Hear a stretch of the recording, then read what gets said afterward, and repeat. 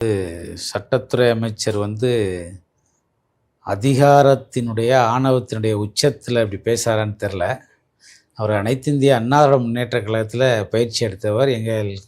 எங்களுடைய ஆட்சியில், புரட்சித் தலைவி அம்மா ஆட்சியில் வீட்டு வசதித்துறை அமைச்சராக இருந்தவர். பல்வேறு பதவிகளை அலங்கரித்தவர். இப்பொழுது தன்னுடைய வாழ்க்கை மேம்பாட்டுக்காக, தன்னுடைய வளர்ச்சிக்காக இயக்கத்தை விட்டு மாறி இன்றைக்கு திமுகவுக்கு செம்படிக்கிற வேலையை பார்க்குறார்.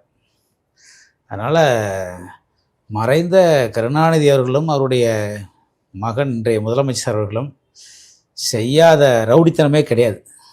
ஸ்டாலின் அவர்கள் ஆமாம், அவங்க பண்ணாத வேலையே கிடையாது. அதனால் அவர் அப்படி தான் பேசுவார். அவங்கள தலைவராக ஏற்றுக்கிட்டார். கருணாநிதியும் தலைவராக ஏற்றுக்கிட்டார் ரகுபதி அவர்கள். மரியாதைக்குரிய மு.க. ஸ்டாலின் அவர்களையும் தலைவராக ஏற்றுக்கிட்டார். அவர் அப்படி தான் பேசுவார். எப்படி பேசுவார்? எங்களை பயமுறுத்தி காட்ட முடியாது.